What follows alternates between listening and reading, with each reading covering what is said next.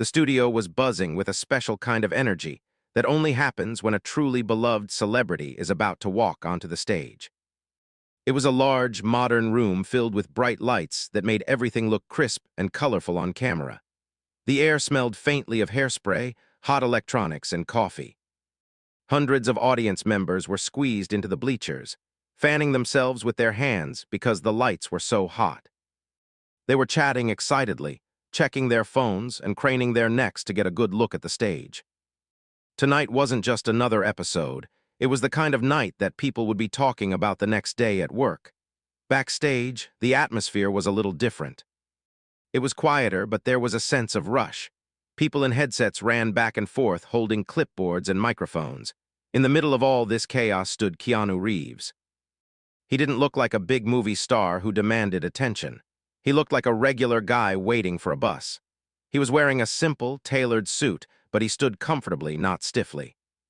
While most celebrities in his position might be ignoring the crew or looking in a mirror to fix their hair, Keanu was doing the opposite. He was holding a bottle of water and talking to one of the cameramen who was adjusting a heavy light stand. He wasn't talking about movies or money. He was asking the man about his family and listening intently to the answer. When a young intern dropped a stack of papers nearby, Keanu didn't just watch.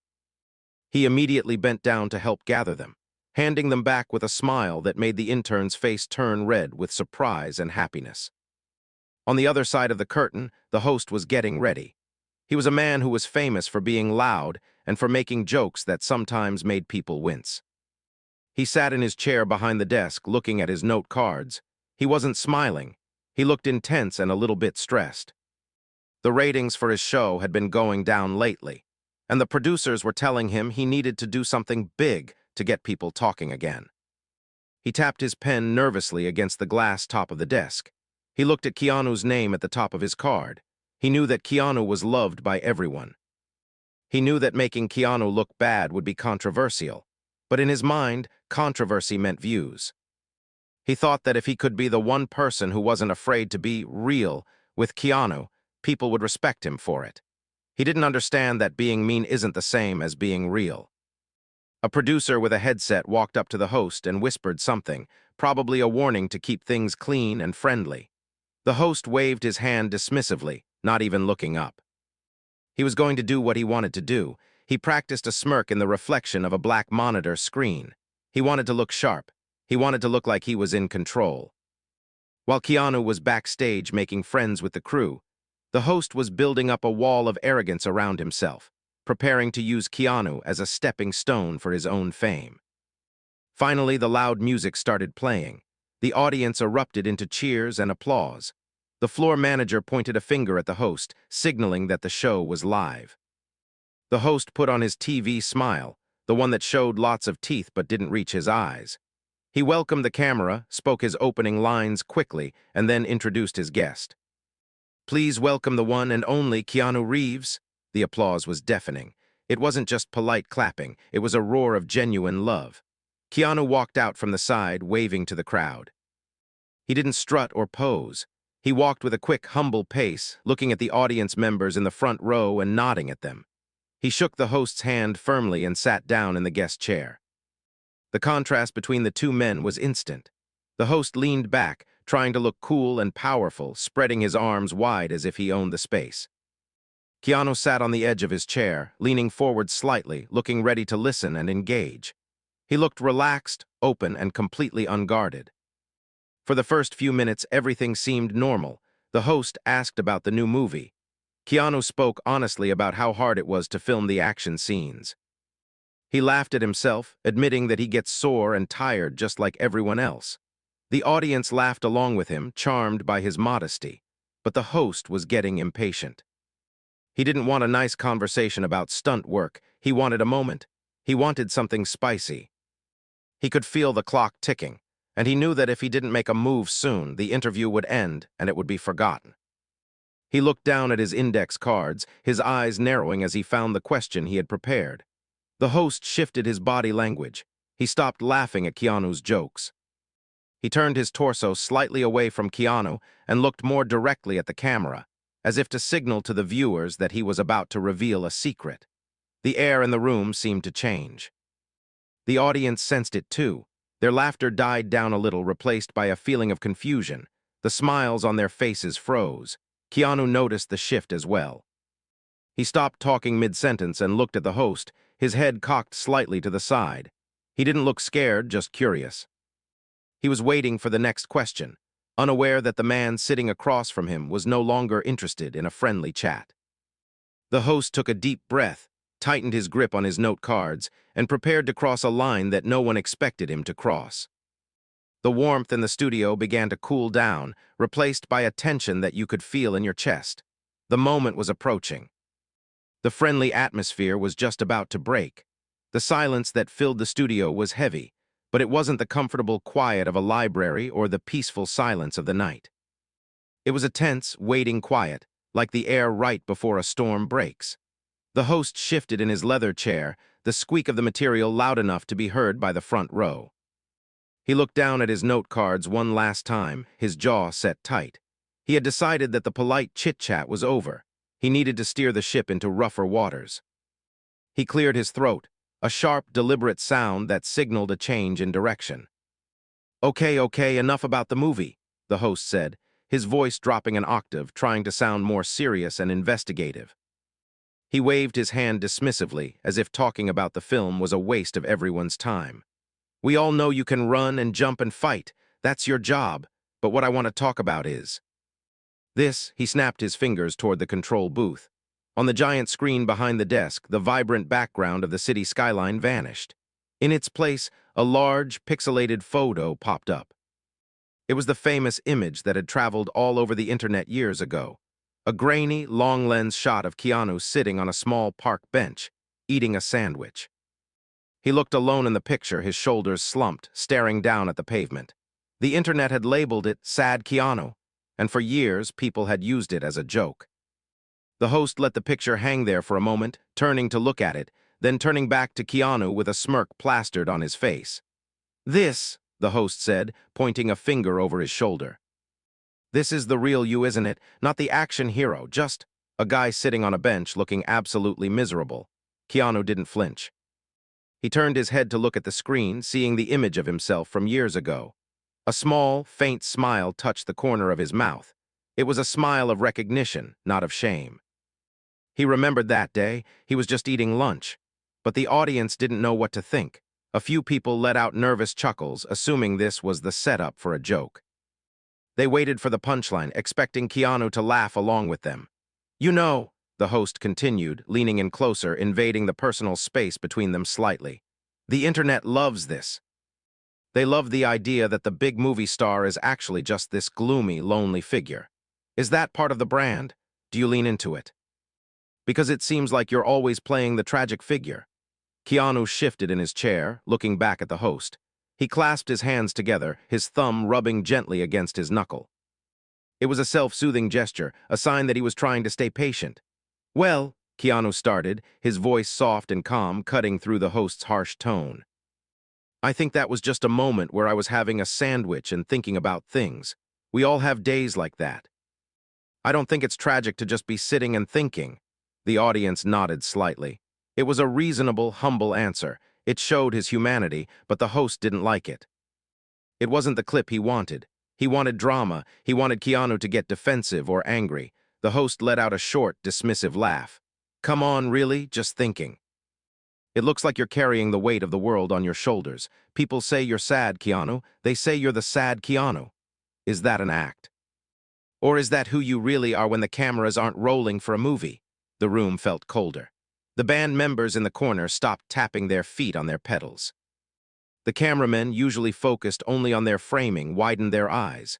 This wasn't a roast. It felt like an attack masked as a joke. The host was pushing, trying to poke a bruise just to see what would happen. "I think everyone has their own challenges," Keanu replied carefully. He chose his words with precision, trying to de-escalate the situation without being rude. "I think life is hard for everyone. I'm not unique in that regard. I just try to get through it like anyone else." The host shook his head, acting as if he didn't believe a word of it. He picked up a card from his desk and held it up, as if reading a fact that proved his point. But you have to admit, you've made a career out of being the lonely guy, the tragic hero. And the fans eat it up. They feel sorry for you. Do you like that? Do you like that people feel sorry for you? Is that better than being ignored? The question hung in the air, sharp and ugly. It implied that Keanu's kindness and his privacy were just tricks to get attention. The audience wasn't laughing anymore. The nervous giggles had died out completely. People looked at each other with raised eyebrows. They could feel the aggression radiating from the host. He wasn't interviewing a guest. He was dissecting a specimen. Keanu looked down at his hands for a brief second. When he looked up, the warmth in his eyes had cooled just a fraction. He wasn't angry, but he was done playing along with the game. "I don't think people feel sorry for me," Keanu said, his voice a little stronger now. "I think people are kind, and I think people understand that life has ups and downs. I don't view my life as a tragedy. I view it as a life." The host snorted, a sound that was amplified by his microphone. He ignored the answer entirely. He decided to go for the deepest cut he could find. He was desperate now. The conversation was slipping away from him, and he felt he needed to say something shocking to reel it back in. "You know," the host said, leaning back and spreading his arms wide, addressing the audience more than his guest. "We know you've had a terrible past. We all know the stories, the loss. But at some point, don't you have to move on? You're a millionaire. You live in a mansion. You aren't sitting on a bench anymore. Why do you still act like the world is so heavy? It feels like." "I don't know. It feels like you're milking it." The gasp in the room was audible. It wasn't a loud gasp, but a collective intake of breath. Even the producers in the side booth looked horrified. To tell someone who has lost loved ones that they are milking it was beyond rude. It was cruel. It was a violation of the basic respect people usually show for grief. Keanu didn't move. He sat perfectly still. He looked at the host, really looked at him, as if trying to understand why a person would say something like that. The host, seeing that Keanu wasn't exploding with rage, decided to twist the knife one last time before the commercial break. "Look at you right now," the host said, laughing coldly. "You're doing it right now, the silent, brooding thing. Give us a smile, Keanu. Lighten up. You're on a talk show, not a funeral." He turned to the audience, clapping his hands. "Come on, let's get a smile out of him. Cheer up, buddy." The audience did not clap. They did not cheer. A few people booed quietly. The rest just sat in stunned silence. The contrast was blinding. There sat Keanu, a man known for his kindness, being bullied on national television for no reason. And there sat the host, grinning like he had just won a prize, completely unaware that he had just lost the room. He thought he was being funny. He thought he was being the cool guy who tells it like it is. But as the camera zoomed in on Keanu's calm, sad face, millions of people watching at home realized the truth. The host wasn't cool. He was just being mean, and Keanu didn't deserve a single second of it. The tension was at its breaking point. Something had to give. The host felt a bead of sweat roll down his temple, but he ignored it. He was too focused on his goal. He looked at Keanu, who was sitting with perfect posture, looking calm and collected. This calmness was annoying the host. It felt like a wall he couldn't break through. Usually when the host pushed a guest, they would get defensive or they would make a joke back. But Keanu was just steady. The host realized that if he wanted the big reaction, the viral moment that would be all over the internet tomorrow morning, he had to stop playing small. He had to go for the deepest wound he could find. He decided to abandon the sad Keanu meme and talk about the real pain in Keanu's life. "Let us be honest here," the host said, his voice dropping even lower. He turned his body fully toward Keanu, creating a sense of intimacy that felt uncomfortable for everyone watching. "We all know the story. The whole world knows your history. It's tragic, truly it is." He paused for effect, letting the word tragic hang in the air like smoke. "You lost your daughter. You lost the love of your life years ago. It is a terrible, heartbreaking story." The audience shifted in their seats. This was territory that everyone in the entertainment industry knew was off-limits. You didn't bring up a man's deceased family on a comedy talk show. It was an unwritten rule, a line of basic human decency that no one crossed. The host, however, didn't care about rules. He only cared about the ratings. He leaned in closer, his eyes narrowing. "But that was a long time ago, Keanu, a very long time ago, and yet you still project this aura of grief. I'm just asking the question everyone is thinking. Do you use this sadness?" Do you use it to make people like you more? Because frankly, it seems a bit convenient. The studio became so quiet you could hear the hum of the electricity running through the lights. The band members stopped moving entirely. The cameraman holding the steady cam took a sharp, involuntary breath. Keanu didn't look at the host. He looked down at the floor for a long moment. His face didn't twist in anger, but the light in his eyes seemed to dim.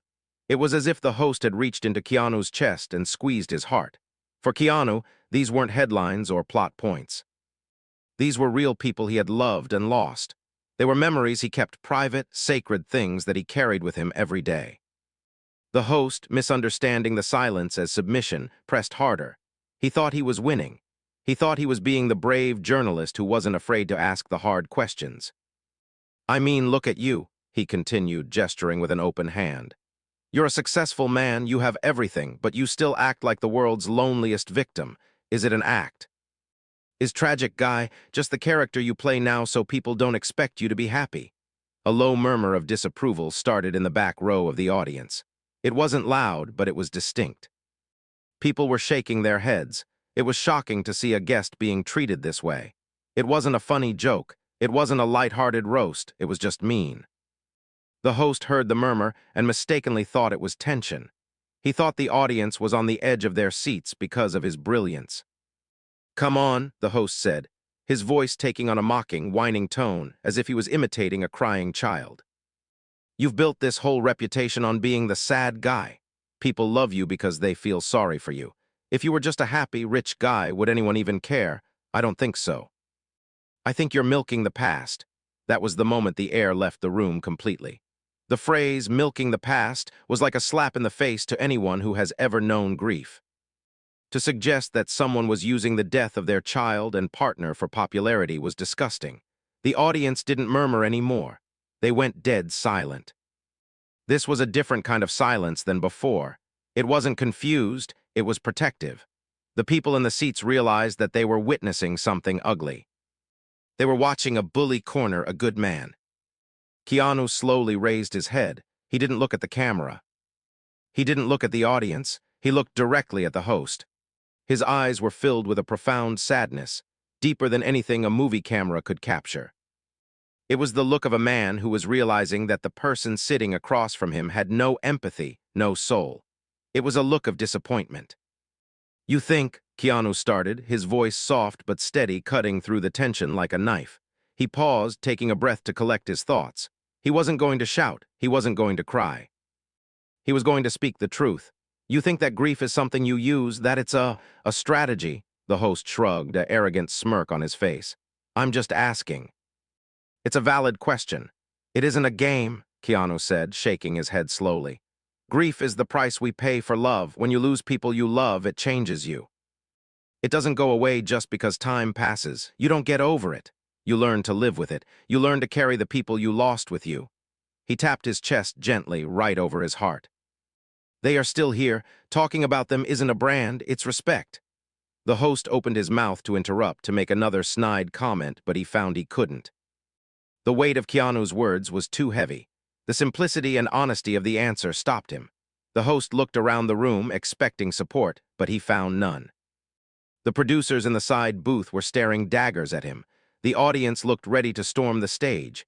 Even the person running the teleprompter had stopped scrolling. Keanu didn't stop there.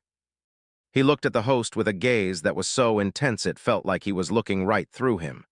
You asked if I use my sadness to make people like me, Keanu continued. I think people are kind because they understand pain. Everyone in this room has lost someone. Everyone has felt that ache.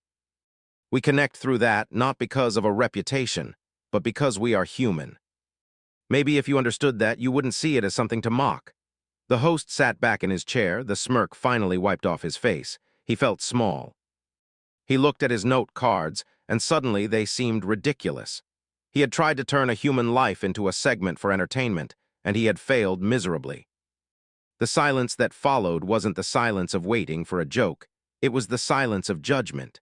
The audience was no longer just watching a show, they were judging a man's character. And the man sitting in the guest chair had just passed the test with flying colors, while the man in the host chair had failed completely. The tension was at its absolute peak. It felt like the studio was holding its breath, waiting for the inevitable explosion. The host had crossed a line, and he was finally realizing that there was no way back. The words "grief is the price we pay for love" seemed to echo in the vast space of the studio, bouncing off the walls and settling deep into the hearts of everyone watching. For a few seconds, time felt like it had stopped. The host sat frozen, his mouth slightly open as if he was about to speak, but no sound came out. He had expected Keanu to get angry or perhaps to crumble under the pressure. Instead, Keanu had met his cruelty with a gentle, rock-solid truth that left no room for mockery. The host looked around the room, blinking rapidly. The confident smirk he had worn just moments ago had completely vanished. He looked at the audience, expecting them to laugh or to look at him for the next cue. But they weren't looking at him. They were looking at Keanu with expressions of awe and deep respect. The host tapped his pen against his desk, a nervous habit returning full force. He felt a cold chill run down his spine, despite the heat of the stage lights. For the first time in his career, he realized he had lost control. The script was useless now. He was adrift in a sea of silence that he had created but didn't know how to navigate. He tried to recover. He forced a tight, uncomfortable laugh that sounded like glass breaking. "Well, okay," he said, his voice an octave higher than before. "That got very deep very fast. I didn't know we were doing a therapy session here tonight." He looked at the camera, widening his eyes, trying to signal to the viewers at home that this was all just part of the act. "We are here to have fun, aren't we? Let's not get too heavy." But the audience didn't respond. There was no laughter, there was no applause, the silence only grew heavier. It was a suffocating quiet that pressed against the host's chest. He looked down at his note cards, his hands trembling just enough to make the paper shake. The jokes written there looked childish and cruel now. He realized that he had tried to punch up, aiming for a giant in the industry, but he had missed and hit a human being instead. The realization made his stomach turn. He cleared his throat again, louder this time, desperate to fill the void. "Okay, moving on," the host said, his voice sharp and hurried. He flipped a card over with too much force. "Let's talk about the stunts in the new film. There is a scene where you jump off a—" He was interrupted, not by Keanu, but by the sheer weight of the atmosphere. Keanu hadn't moved. He was still looking at the host, but his gaze had shifted. It wasn't angry anymore. It was almost pitying. It was the look a parent gives a child who is throwing a tantrum in a public place, a look that says, "It's okay, you don't know better." This look was worse than anger. It stripped the host of his power completely. If Keanu had fought back, the host could have played the victim. But Keanu's calm dignity made the host look small and foolish. Keanu decided he was done with the hostility. He turned slightly in his chair, away from the host, and faced the audience directly. He ignored the microphone on the desk and spoke to the people in the room and the cameras that were broadcasting to the world. He spoke in a voice that was soft and clear, cutting through the awkwardness like a warm breeze. "You know," Keanu began, "that photo on the screen. The one of me on the bench." He gestured toward the giant image that was still glowing behind him. "People made it into a joke about being sad, but I wasn't sad that day. I was just thinking. I was thinking about how lucky I have been, how lucky I am to be here, to work, to have people who support me." He paused, scanning the faces in the front row. A young woman was wiping a tear from her eye. An older man was nodding slowly. "We all have bad days," Keanu continued. "Days where we sit on the bench and we feel heavy, and that is okay. It is okay to not be okay. We don't have to perform happiness all the time. We just have to keep going. We have to be kind to ourselves and to each other. That is the only way through." The host sat back, defeated. He tried to interject, "Absolutely, kindness is great. Now about the movie premiere." But his voice was drowned out by the energy in the room. No one was listening to him. The invisible wall between the stage and the seats had dissolved. Keanu wasn't a celebrity guest anymore. He was a wise friend sharing a moment of truth with a room full of strangers. The camera operators, sensing the shift, ignored the host entirely. The director in the control booth switched the main feed to a close-up of Keanu's face. On the monitor screens at home, viewers saw a man who was genuine, vulnerable, and strong. They saw the stark contrast between his soft-spoken wisdom and the host's earlier aggression. Social media began to explode instantly. Comments started flying in. People praising Keanu, people defending him, and people expressing their disgust at the host's behavior. The tide had turned, and it was turning with the force of a tsunami. The host wiped a sheen of sweat from his forehead with the back of his hand. He looked at the floor manager, who was standing with his arms crossed, shaking his head slowly. The signal wasn't to cut to commercial. The signal was that the show had changed irrevocably. The host realized that his plan to get clips had worked, but not in the way he wanted. He was going to be viral, but as the villain, not the hero.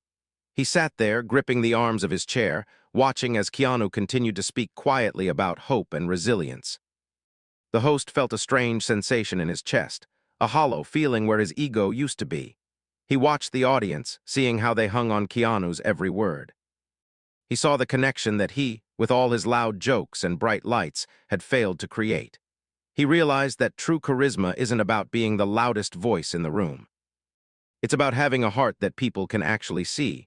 The silence that the host had feared earlier had arrived, but it wasn't an awkward silence. It was a sacred silence.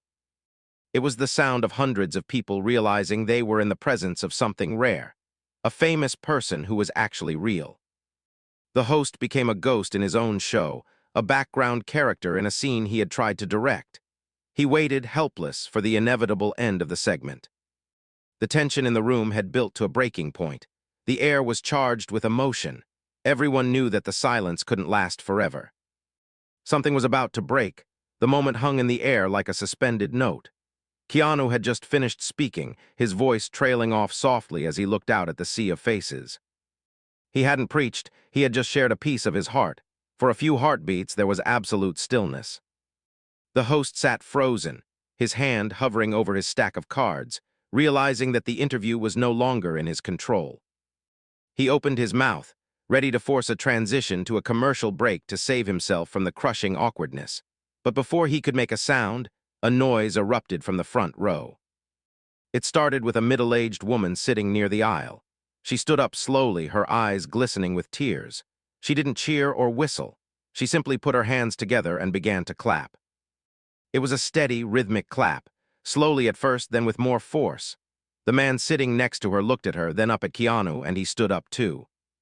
He joined in, adding his voice to a quiet cheer of respect. It was like a spark in a dry field. Within seconds, the movement rippled backward through the theater. One by one, people rose from their seats. The clapping grew louder, drowning out the hum of the studio equipment. It wasn't the polite, manufactured applause that the host was used to triggering with his applause signs. This was raw. It was a thunderous, deafening roar of approval that seemed to shake the very walls of the studio. The host sat stunned in his chair. He looked left and right, his eyes wide with panic. He tried to smile, thinking this was still for him, perhaps the climax of the show he had directed. But he quickly realized the truth. No one was looking at him. Every single pair of eyes in the room was fixed on Keanu. The audience wasn't clapping because a funny joke had been told. They were clapping because they had just witnessed a masterclass in dignity. They were clapping to tell Keanu that they saw him, that they heard him, and that they rejected the cruelty he had just faced. The band leader, seeing the energy, signaled his musicians to play. They struck up an upbeat tune, but it was instantly swallowed by the wall of sound coming from the crowd. The musicians stopped playing one by one, grinning and putting down their instruments to join the applause themselves. Even the crew members, the cameramen, the lighting technicians, the people with headsets who usually stayed invisible in the shadows, were clapping their hands against their legs or the metal rails of the scaffolding. Keanu, for his part, looked genuinely surprised. He placed a hand over his heart, a humble gesture of thanks. He didn't stand up and bow like a conquering hero. He stayed in his chair for a moment, shaking his head slightly as if to say, "No, please, you don't have to do this." But the crowd wouldn't stop. They were demanding he stand. They needed to show him this respect. Slowly, Keanu stood up. The roar grew even louder if that was possible. He looked out at the standing ovation, his face flushed with modesty. He pointed to the audience, acknowledging them. He pointed to the band. Then, in a move that defined who he was, he leaned over and tapped the host on the shoulder. The host flinched, looking up. Keanu offered him a hand, as if to say, "We are in this together." It was an offer of peace. It was forgiveness in front of millions of people. The host stared at the hand for a second. He knew he didn't deserve it. He knew he had been petty and mean. But with hundreds of people watching, he had no choice. He took Keanu's hand and stood up. The applause didn't change. It didn't get louder for the host. It remained a tribute to the man who had offered mercy. But Keanu wasn't interested in a fake reconciliation for the cameras. He shook the host's hand briefly, then let go. He turned his back on the desk and walked to the front edge of the stage. He wanted to be closer to them. He leaned over the barrier, shaking hands with the people in the front row. He hugged the older woman who had started the standing ovation. He took a phone from a young fan and snapped a quick selfie with him, laughing. The host was left standing alone at the desk. He looked at the back of Keanu's head, then at the cheering crowd. He looked at his note cards, which seemed so trivial now. He realized with a sinking feeling in his stomach that his plan had backfired completely. He had wanted to expose Keanu as a fake, but instead, he had exposed himself as a bully. And he had highlighted the fact that Keanu was perhaps the most genuine person in Hollywood. The floor manager walked onto the stage, signaling wildly that the show was going to commercial. The band finally managed to strike up a loud closing theme to cue the end. But even as the red light on the camera flickered off, the audience didn't sit down. They kept clapping as Keanu made his way across the stage. He stopped one last time to look at the host. He didn't say anything. He just gave a small, sad smile. It was a smile that said, "I hope you find what you are looking for." Then he turned and walked off the stage, disappearing behind the heavy black curtains. As soon as Keanu was gone, the energy in the room shifted. The applause died down, but the mood remained charged. The host stood there for a moment, microphone still in his hand. He looked out at the audience. The smiles were gone from their faces now. They were looking at him with judgment. The air felt cold. "Well," the host said into the mic, his voice sounding weak and hollow without the audience's support. "That was intense." He tried to chuckle, but it died in his throat. He looked toward the producer's booth, but the glass was dark. No one was coming to his rescue. He dropped the microphone onto the desk with a heavy thud. It made a loud boom through the speakers, causing a few people to jump, but no one laughed. He walked off the stage, the exact same way Keanu had gone, but the atmosphere was completely different. When Keanu walked, the crew smiled and patted his back. When the host walked, the crew avoided eye contact. They looked down at their shoes or busied themselves with coiling cables. The silence that followed him was heavy and uncomfortable. It was the silence of shame. Backstage, the contrast was just as stark. Keanu was surrounded by people, not because he was a star, but because they wanted to be near his warmth. He was thanking the makeup artist and the stage manager. He was packing up his own bag, refusing to let an intern carry it for him. He radiated a calm light that seemed to push back the darkness of the evening. In a separate dressing room down the hall, the host sat alone on a leather sofa. He stared at a blank television screen on the wall. He replayed the moment in his head, the moment he decided to make that cruel joke about the bench. He realized now that it wasn't a strategy, it was a mistake. He had tried to dim someone else's light to make his own shine brighter, and he had burned himself in the process. The show would air that night. People would watch it, millions of them. And they wouldn't remember the host's witty opening. They wouldn't remember his expensive suit. They would only remember the silence of the room when Keanu spoke about love, and the roar of the crowd when kindness defeated cruelty.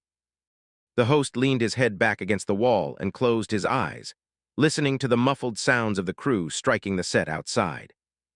He had finally gotten the viral moment he wanted, but he would never be able to enjoy it. He had learned a lesson that cost him everything. You cannot win a fight against a good heart.